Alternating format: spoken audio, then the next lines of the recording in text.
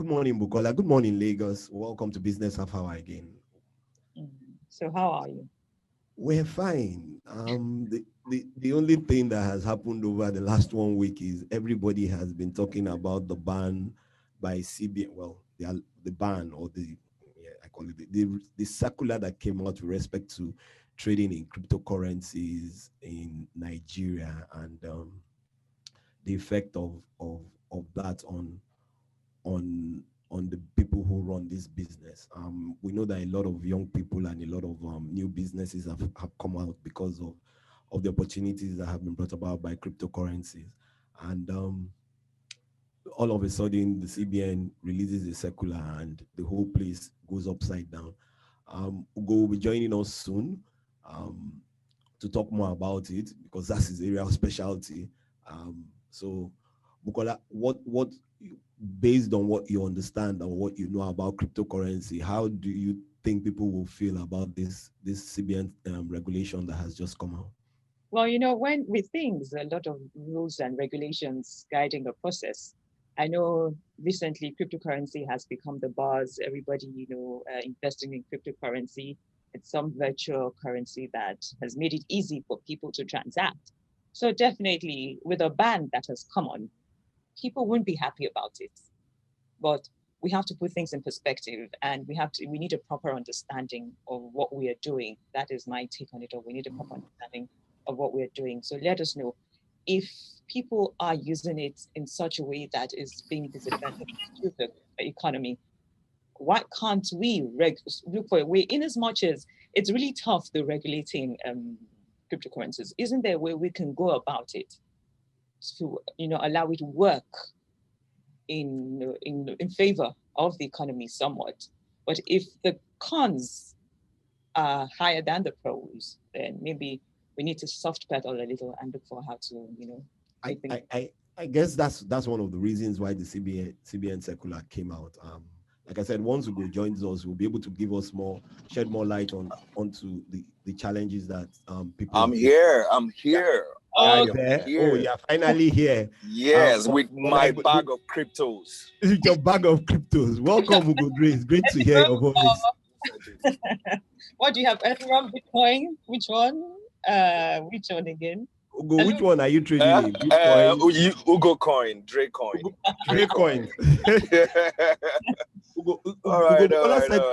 Bukola said something just now, and yes. Looking at the pros and cons of cryptocurrency, it's not my area of specialty. That's why you're speaking today. But my quick take on this is the CBN regulation. Don't you think is something that would help bring everybody to the table and put together the right regulatory framework for trading in cryptocurrencies in Nigeria?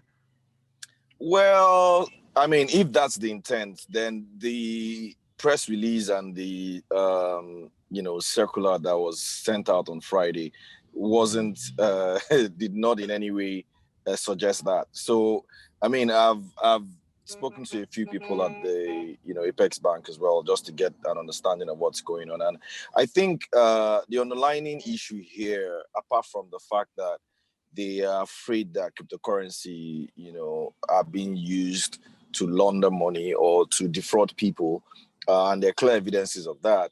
The major trigger here is actually remittances. That's what I understand. So if you recall, in December, the CBN had issued a circular instructing IMTOs, that is, these companies that allow, companies that facilitate transfer of diaspora funding, into Nigeria. They had issued a circular, requesting that or instructing those companies to pay the beneficiaries here in dollars. Currency, Yes, rather than in Naira. It used to be in Naira before. So, and I think they believe that they were round tripping. And then the CBN was also looking for how it could use that as an opportunity to maybe, increase liquidity at the retail end of the market. And also increase the liquidity of the volume of dollar in circulation. Exactly. So, but they don't seem to be complying, and that is why you're seeing a lot of all these. That's why I think this latest, letter came out. So, so that's the problem. Now, let's understand something as well, Bukola and Wade. I don't think there's any central bank in the world that can ban cryptocurrency trading. You really can't ban it, right? Because the market of the has way become that too, it is too structured. It's not, humongous. apart from the fact that it's very big, it's also the way it is structured. It's not structured for you to easily just ban. I mean, like, they don't control anything, and that's why they don't like it. So they don't control much. Excuse me. So what they can only control is basically being, cryptocurrency being used in the financial services sector, in the banking sector, right? So today, crypto exchanges allow you to convert your cryptocurrency earnings into dollars and, and co. So that's really the problem here.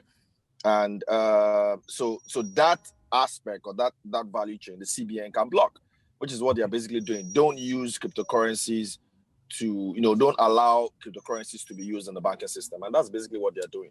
Do you understand? Okay, so yeah, I do. So quick question, because a few months ago I was reading about some of the big banks in America, looking at how they can start their own full trades in cryptocurrencies, bringing the financial sector into cryptocurrency trading in full effect. And with that, you know that a number of big banks in the world are beginning to look at how they ease themselves and integrate into this market, because it's a huge market. The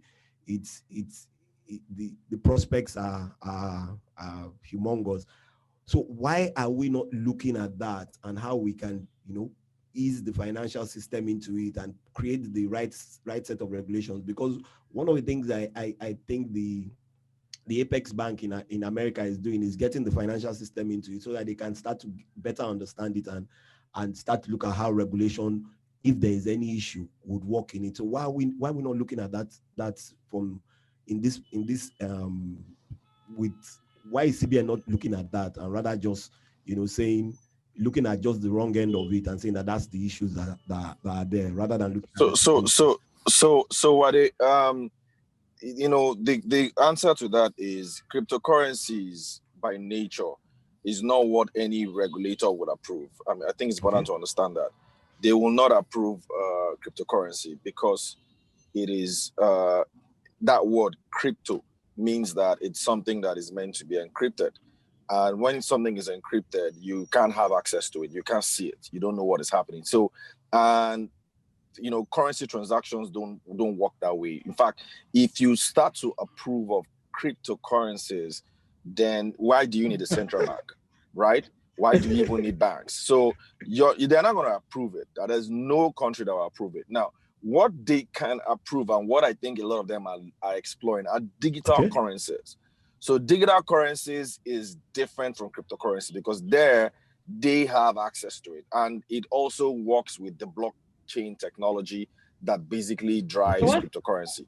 Okay, so that's the difference. Yeah, between a digital currency and a cryptocurrency, and how would it be managed in such a way that people don't take advantage of the other person with what? That's what I'm saying. So the difference basically is the word crypto. So crypto means that with the cryptocurrency today, Bukola, when you transfer money to me, it's not your name that we see or my name. You have your own account. There are a set of digits that belongs to you. So nobody knows you, right? But you don't know your name. It's just this set of digits that is known. And the idea around blockchain is that with that digits and with everybody having that digit, you can always know the source of a cryptocurrency. But the identity you don't need to know. You don't even know. So that's the difference. But with digital currencies, the central banks can know. So they are going to know that, Bukola has transferred, X amount of digital currency to Wade. And also, the digital currency would have to be issued by a central bank, right? Just the way today dollars, naira, or pounds, or euro are issued by central banks across the world, okay, respectively. So, but cryptocurrency today is not issued by any central bank. People mine it. So think about it this way. I like to use this analogy to explain cryptocurrency.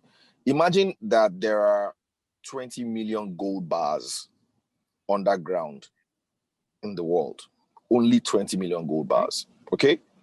And we know that those gold bars can be found in, let's say, the National Stadium. That's where you can find those gold bars.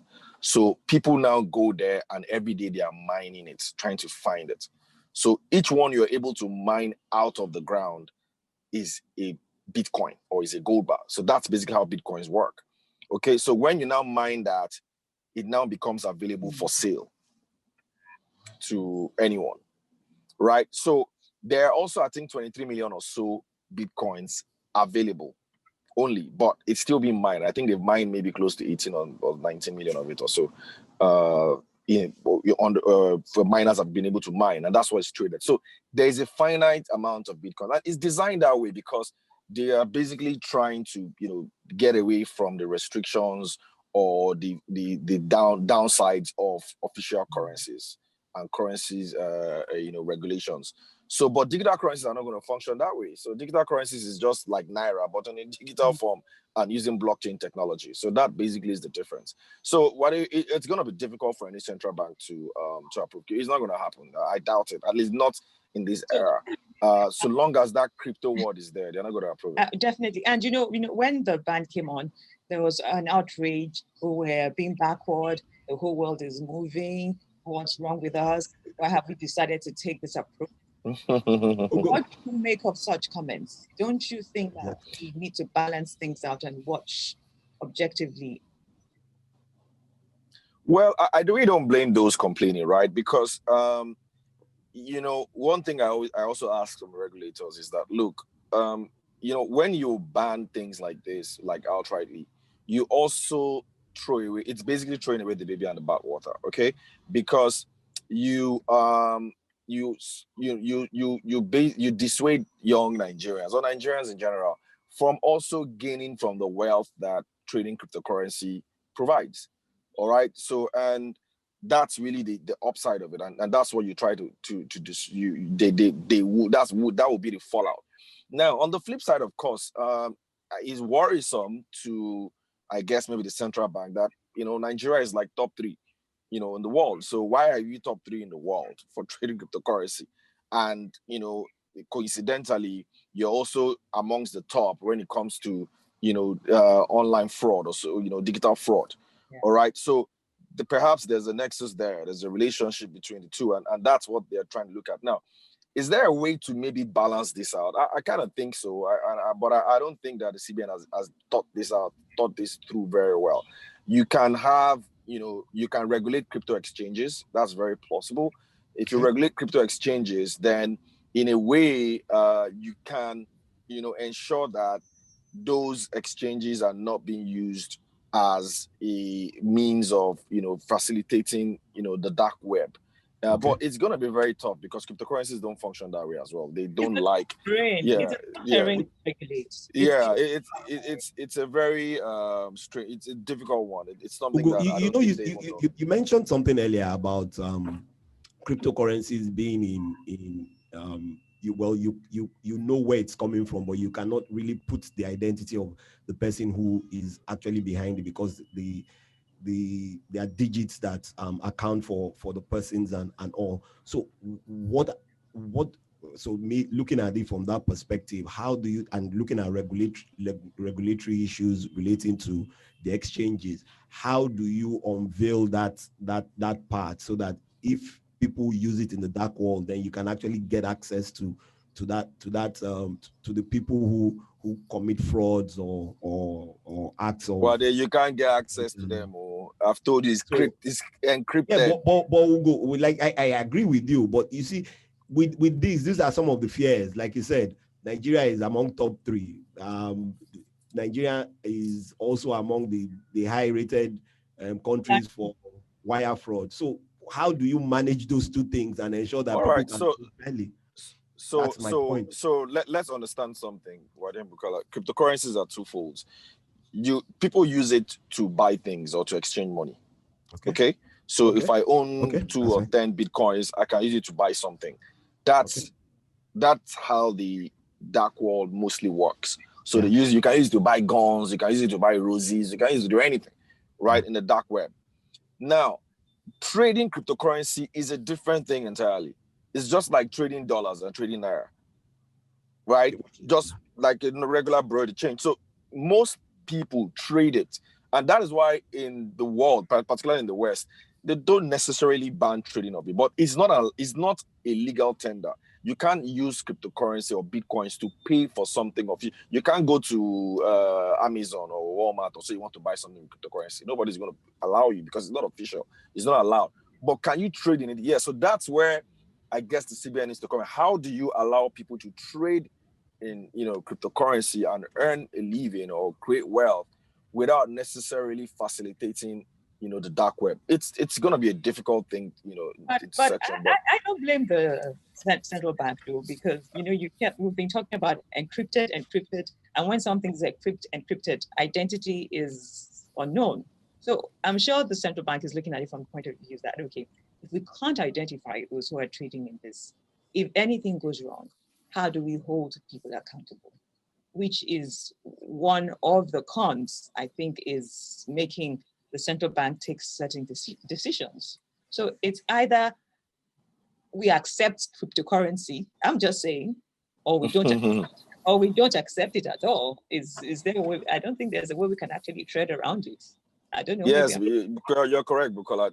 Like I put on my Twitter handle this morning, there's no bank that can stop the trading of cryptocurrency. There are P2P transfers protocols that they can use. It's so efficiently, wired that I don't need a bank. The only problem is that if you now want to convert it to Naira, you have to go through a longer process and all that. That's really what this ban has done. Because before now, it's very easy. You can buy cryptocurrency with Naira from, a cryptocurrency exchange like Luno, okay, or even Kidak. So it's very easy. But now with that ban, you can't do it anymore. Or it's more difficult, yeah. But doesn't mean that the guys who trade today can trade. They can trade anywhere. They can trade easily, yeah. So, but, banning in Nigeria is the problem. The ease of doing business. Yes, that's what they've stifled, basically. Yeah. So like now, if Wade decides he wants to also make money in cryptocurrency now, it's gonna be difficult for him. He's gonna go through a long process, and then maybe he'll just say, "I don't want to do it." Yeah. Which is also ensuring that due diligence is being done and KYC is put in place. Anyway, Bukola, as usual, time is never our friends on BHH. Ugo, thanks for joining us today, and we look forward to you joining us as often as possible. When you're free. Bukola, back to you in the studio, and thanks for listening to Business Half Hour, which has been brought to you by Classic FM in partnership with Nairametrics, and it's sponsored by Unity Bank. All right, guys. So what's your payoff line? Start narrow, go wide. Always, Bukola. Always start narrow and go wide. That's it. I never stops learning. He dies. That's it. Love